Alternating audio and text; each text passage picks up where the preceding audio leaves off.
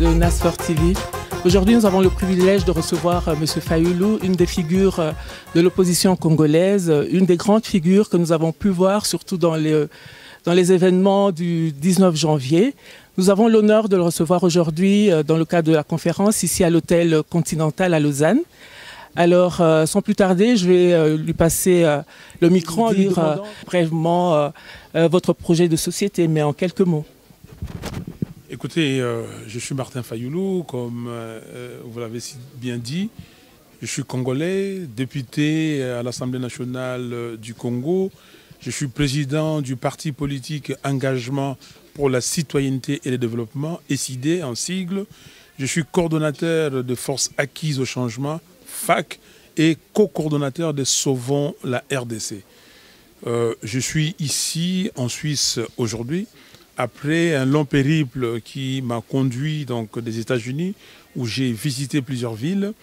Et en début de semaine passée, j'étais en Belgique, et là j'ai commencé les périples européens.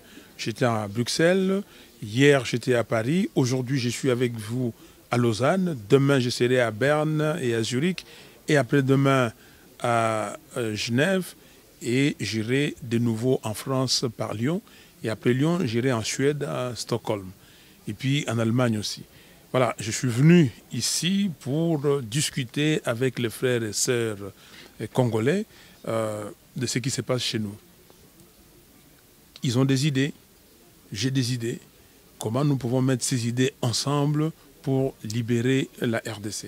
Voilà l'objet de mon voyage aux États-Unis. J'ai aussi participé au petit déjeuner de prière qui est organisé chaque année là-bas par les congrès et les sénats américains en début février. Oui, merci beaucoup pour votre réponse. Mais avant d'en arriver à la question de votre voyage, parce que je pense que vous avez été invité au congrès américain, si j'ai bien compris, à ce petit déjeuner de prière.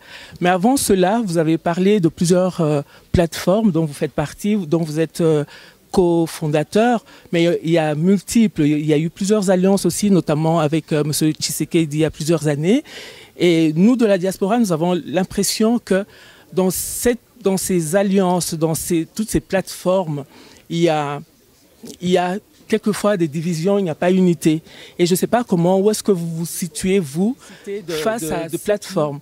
Comment vous vous situez vis-à-vis des combattants qui mènent un combat extrême, on peut appeler ça extrême, avec de la violence physique sur les personnes, et d'autres, M. Tshisekedi qui à un moment donné appelle au dialogue alors que vous parlez de Kabila dégage.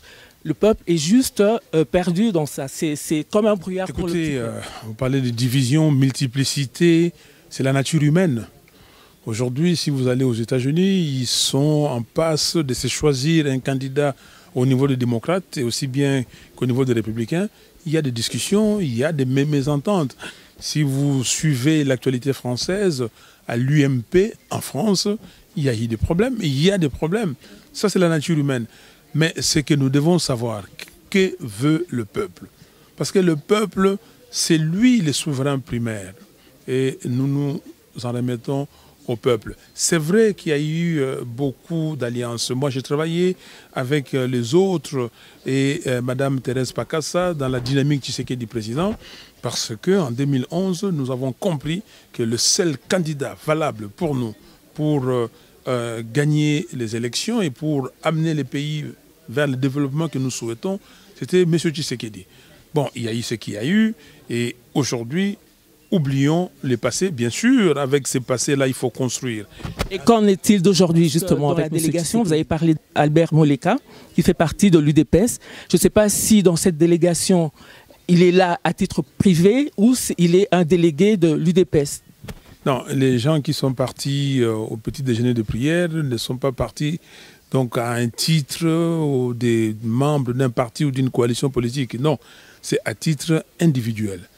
Donc Albert Moleka va à ce petit déjeuner depuis un temps et il a des amis là-bas, il est parti. Donc c'est M.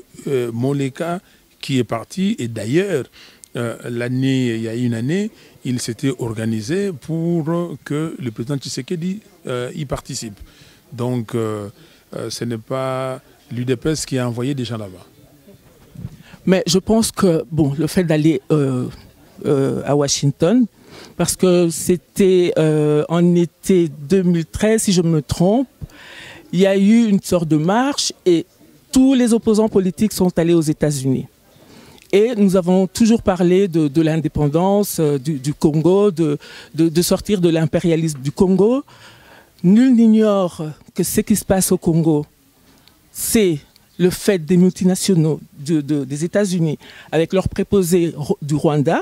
Mais vous allez quand même vers ces personnes-là. Et on se dit, est-ce qu'ils n'ont pas juste envie de changer de personnes et de garder le même système? Parce que bon, voilà, c'est un peu ça l'interprétation qu'on peut avoir vue de dehors. Écoutez, moi je ne suis pas complexé. Je ne vois pas une société multinationale des États-Unis qui voudrait avoir des intérêts qui sont contradictoires aux intérêts du Congo. Je dis une vraie multinationale. Je ne vois pas un pays comme les États-Unis, comme la France et comme la Suisse qui voudrait avoir des intérêts contradictoires aux intérêts du Congo. C'est nous, Congolais, qui devons définir nos intérêts et définir les termes de nos relations. C'est un point très simple. Aujourd'hui, on a beaucoup parlé du Portugal, qui avait des intérêts contradictoires, semble-t-il, avec l'Angola. Mais aujourd'hui, nous apprenons que les Angolais achètent beaucoup au Portugal. Nous apprenons que les Portugais vont en Angola pour travailler. Nous voyons que l'Angola travaille avec tous ces pays, les États-Unis et d'autres pays du monde, et même la Chine. Nous apprenons que la Chine verse des montants colossaux en Angola, 10 milliards de dollars, et ainsi de suite. Mais pourquoi? Parce qu'ils ont défini les termes de leurs relations. Gagnant-gagnant. Aujourd'hui, l'Angola gagne de ces relations. Moi, ce que je veux, développer un système de jeu. J'ai un produit à promouvoir.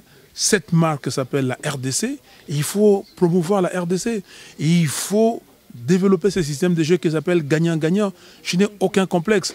Si les Congolais décident aujourd'hui de faire ce qu'ils veulent, les autres le suivront. On a parlé de l'Égypte. On a dit que les États-Unis versaient chaque année 2 milliards de dollars en Égypte et qu'ils soutenaient le président, les militaires qui étaient là. Mais quand le peuple égyptien a dit non à ces messieurs, les Américains ont dit suivez la population. Moi je pense que c'est nous qui allons déterminer la destinée de notre pays. Ce n'est pas les Américains, les Belges, les Français ou les Chinois. C'est nous-mêmes. Ils nous suivront si nous voulons qu'ils nous suivent. C'est de la responsabilité des Congolais, c'est de l'engagement des Congolais. Et comme j'ai dit toujours, un peuple déterminé est plus puissant et plus fort qu'un tsunami. Donc si les Congolais décident une chose et les autres suivront. Mais je vais terminer par là. Au Burkina, on a dit que Compaoré était le fils ou l'agent des Occidentaux. On a dit qu'il a rendu beaucoup de services et que c'était difficile de les faire partir. Mais quand le peuple burkinabé a dit « Monsieur, c'est fini, vous devez dégager », est-ce que les Occidentaux ont dit non? Est-ce qu'aujourd'hui Compaoré est au pouvoir? Non. Donc c'est de notre responsabilité, il ne faut pas être complexé, nous sommes capables de beaucoup et nous devons amener le pays vers la libération, parce qu'on parle de libération. Libération par rapport à qui? La libération par rapport aux ennemis qui sont autour. Ils se considèrent comme ennemis du pays, mais nous, nous disons non. Nous voulons des relations apaisées. Oui, mais sauf que le peuple congolais n'a pas suivi.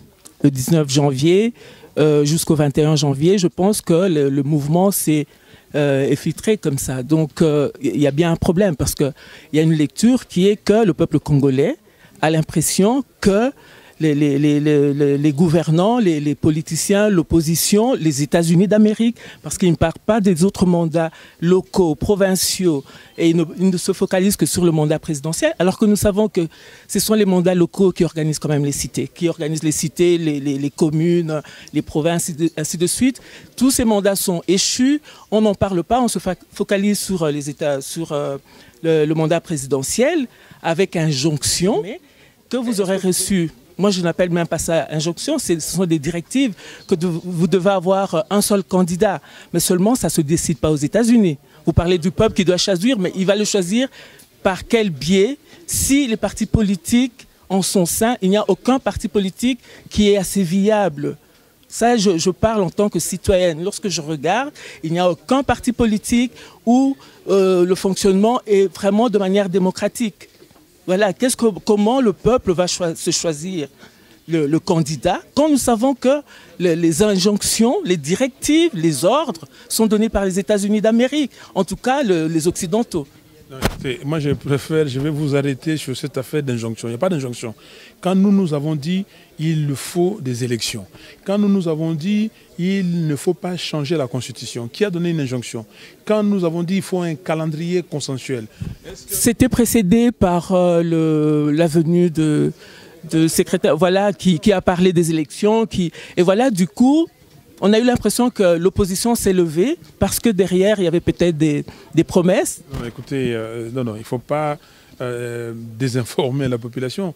Le secrétaire d'État américain John Kerry est arrivé à Kinshasa, est venu à Kinshasa après que les Congolais de l'étranger aient, comment dire, levé la voix, après que les Congolais de l'intérieur aient levé la voix, après que ces Congolais même de la diaspora aient vu M. Rasfengol. M. Rasfengol a fait un travail, il a écouté les Congolais. Ce sont les Congolais qui ont décidé. Mais quand nous avons fait la campagne « Touche pas à mon 220, pas de présidence à vie en RDC », M. Kerry n'était pas encore là. Quand nous avons fait la campagne Malo Malo dégage, M. Kerry n'était pas encore là. Quand nous avons fait la campagne non à la balkanisation, c'est le peuple congolais. Mais maintenant, c'est là où maintenant vous vous contredisez. En tout cas, vous posez la question par rapport à ce que certains compatriotes de la diaspora disent. Mais c'est une contradiction.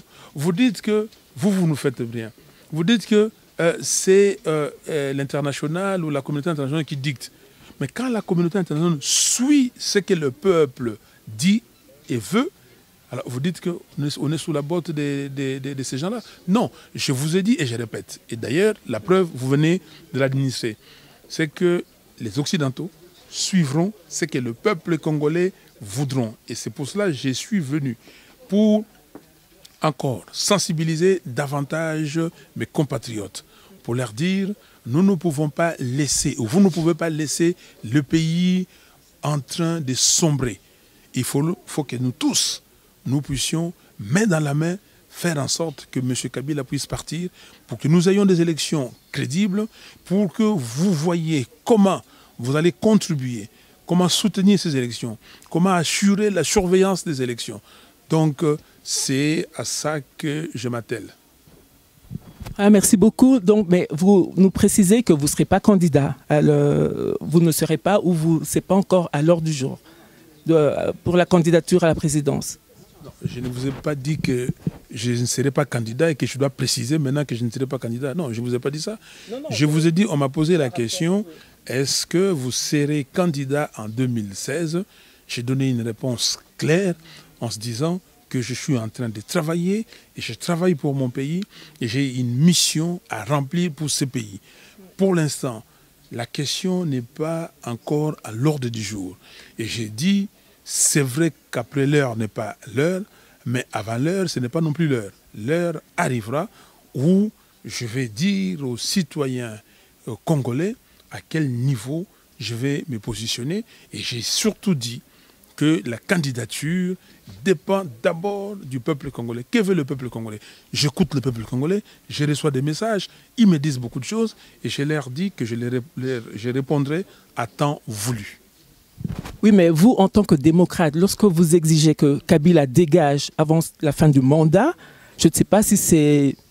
Vous trouvez que c'est démocratique, ça? C'est constitutionnel? Nous avons dit que nous respectons la Constitution.